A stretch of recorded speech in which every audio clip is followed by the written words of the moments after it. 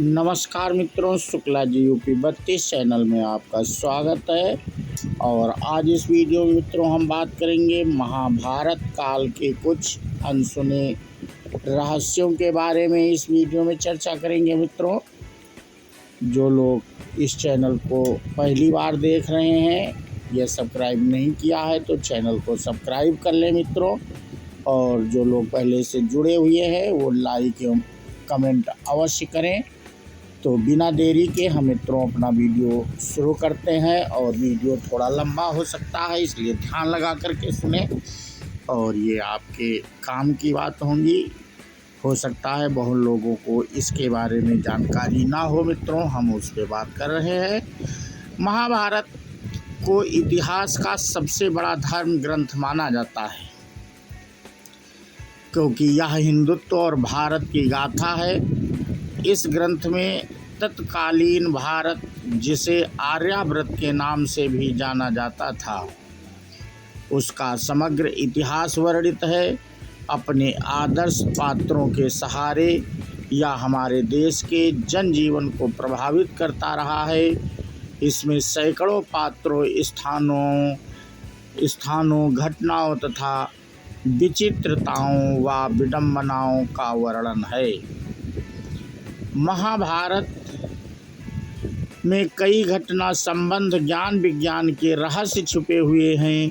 महाभारत का हर पात्र महत्वपूर्ण था, चाहे वह कौरव, पांडव, कर्ण और कृष्ण हो या धृष्टद्युम्न, शल्य, शिखंडी और कृपाचार्य हों।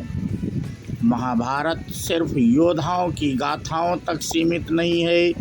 महाभारत से जुड़े शाप, वचन, आशीर्वाद में भी रहस्य छिपे हैं। आज हम महाभारत के कुछ रहस्य के बारे में बात करेंगे। कौरवों के जन्म का रहस्य। कौरवों को कौन नहीं जानता। धृतराष्ट्र और गांधारी के 99 पुत्र और एक पुत्री थी, जिन्हें कौरव कहा जाता था। कुरुवंश के होने के कारण ये कौरव कहलाए। सभी कौरवों में दुर्योधन सबसे बड़ा था। गांधारी जब गर्भवती थी तब धृतराष्ट्र ने एक दासी के साथ सहवास किया था, जिसके चलते युयुत्सु नामक पुत्र का जन्म हुआ।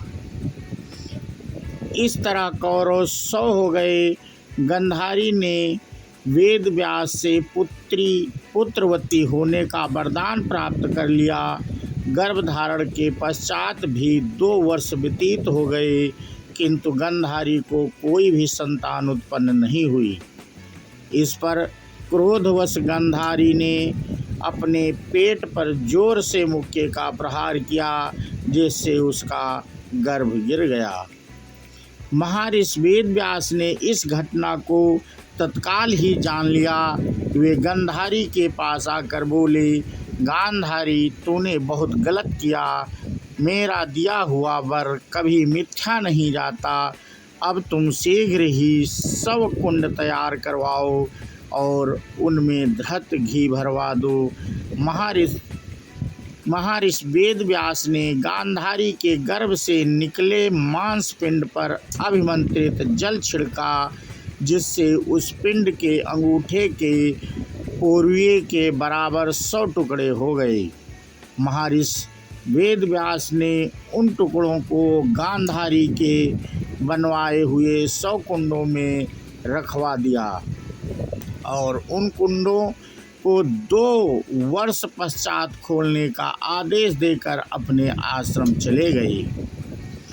2 वर्ष बाद सबसे पहले कुंड से दुर्योधन की उत्पत्ति हुई। फिर उन कुंडों से धृतराष्ट्र के शेष 99 पुत्र एवं दुःशला नामक एक कन्या का जन्म हुआ। क्यों विशेष था 18वां अंक। मित्रों, यह माना जाता है कि महाभारत युद्ध में 18 संख्या का बहुत महत्व है। महाभारत की पुस्तक में 18 अध्याय हैं।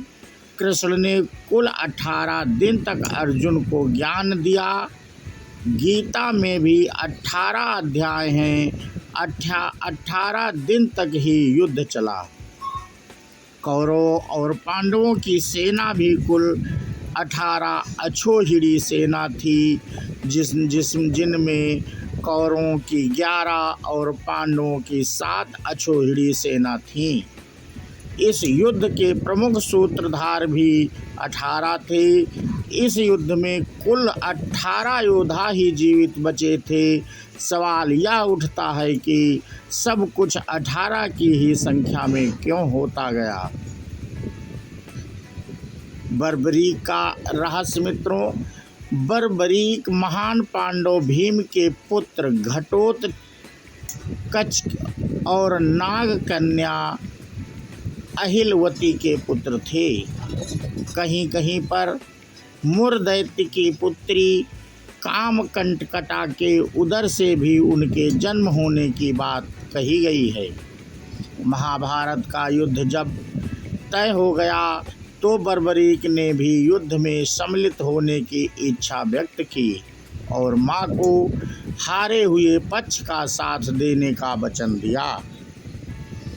बर्बरीक अपने नीले रंग के घोड़े पर सवार होकर 3 बाण और धनुष के साथ कुरुक्षेत्र की रणभूमि की ओर अग्रसर हुए। बर्बरीक के 3 बाण ही काफी थे, जिसके बल पर वे कौरवों और पांडवों की पूरी सेना को समाप्त कर सकते थे। यह जानकर भगवान कृष्ण ने ब्राह्मण के वेश में उनके सामने उपस्थित होकर उनसे दान में छलपूर्वक उनका शीश मांग लिया। बर्बरीक ने कृष्ण से प्रार्थना की कि वे अंत तक युद्ध देखना चाहते हैं। तब कृष्ण ने उनकी यह बात स्वीकार कर ली।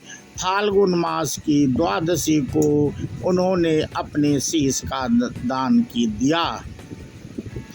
भगवान ने उस शीश को अमृत से सींचकर सबसे ऊंची जगह पर रख दिया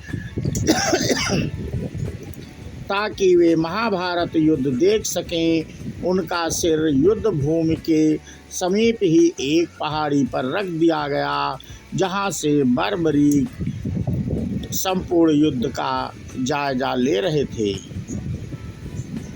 नक्षत्रों पर आधारित था ज्योतिष। महाभारत समय के दौर में राशियां नहीं हुआ करती थीं। ज्योतिष 27 नक्षत्रों पर आधारित था, न कि 12 राशियों पर। नक्षत्रों में पहले स्थान पर रोहिणी था, न कि अश्विनी। जैसे जैसे समय गुजरा, विभिन्न सभ्यताओं ने ज्योतिष में प्रयोग किए और चंद्रमा और सूर्य के आधार पर राशियां बनाई और लोगों का भविष्य बताना शुरू किया, जबकि वेद और महाभारत में इस तरह की विद्या का कोई उल्लेख नहीं मिलता, जिससे कि यह पता चले कि ग्रह नक्षत्र व्यक्ति के जीवन को प्रभावित करते हैं। प्रथम विश्व युद्ध महाभारत के युद्ध में विदेशी भी शामिल हुए थे। इस आधार पर यह माना जाता है कि महाभारत प्रथम विश्व युद्ध था। 28वें व्यास ने लिखी गई थी महाभारत। ज़्यादातर लोग यह जानते हैं कि महाभारत को वेद व्यास ने लिखा है, लेकिन यह अधूरा सच है। वेद व्यास कोई नाम नहीं, बल्कि एक उपाधि थी जो वेदों का ज्ञान रखने वालों को दी जाती थी। कृष्णद्वैपायन से पहले 27 वेद हो चुके थे, जबकि वे खुद 28वें वेद व्यास थे। उनका नाम कृष्णद्वैपायन इसलिए रखा गया क्योंकि उनका रंग सांवला, कृष्ण यानी सांवला था और वे एक द्वीप पर जन्मे थे। महाभारत के 3 चरण। वेद व्यास की महाभारत 3 चरणों में लिखी गई। पहले चरण में 8800 श्लोक, दूसरे चरण में 24,000 और तीसरे चरण में 1,00,000 श्लोक लिखे गए। वेद व्यास की महाभारत के अलावा Bhandarkar oriental research institute Pune की संस्कृत महाभारत सबसे प्रामाणिक मानी जाती है। अंग्रेजी में संपूर्ण महाभारत 2 बार अनुदित की गई थी। पहला अनुवाद 1883 से 1896 के बीच किसारी मोहन गांगुली ने किया था और दूसरा मनमंथनाथ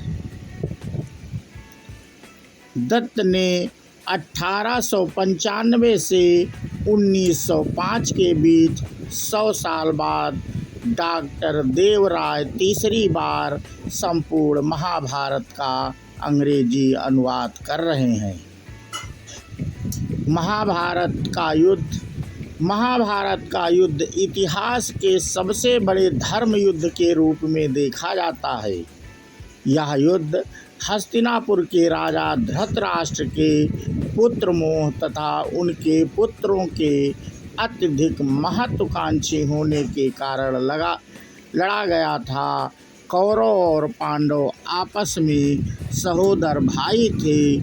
महाराजा शांतनु के पुत्र विचित्रवीर्य की भार्या अंबिका के गर्भ में धृतराष्ट्र और अंबालिका के गर्भ से पांडु उत्पन्न हुए।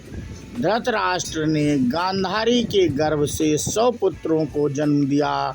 उनमें दुर्योधन सबसे बड़ा था। तो मित्रों, इस वीडियो में महाभारत के काल के कुछ पात्रों यानी कुछ अनसुने रहस्य हो सकता है आप लोग उन्हें जानते हो, लेकिन हमने आपको इसमें सुनाने की कोशिश की मित्रों।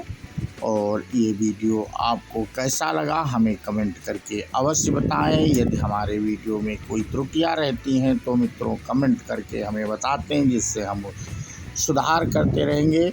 और जो लोग इस वीडियो को चैनल को सब्सक्राइब नहीं किए हैं वो चैनल को सब्सक्राइब कर लें मित्रों, क्योंकि हम ऐसे ज्ञानवर्धक और भक्ति वीडियो लाते रहते हैं अपने चैनल पे, जिससे उनको नोटिफिकेशन मिल सके और वे ऐसे ज्ञानवर्धक वीडियो आपके पास पहुंच सकें। और इसी के साथ मित्रों हम अपना वीडियो यहीं पे समाप्त करते हैं और एक जयकारा लगाते हैं। बोलो कृष्ण भगवान की जय हो। राधे राधे। जय हिंद, जय भारत, वंदे मातरम।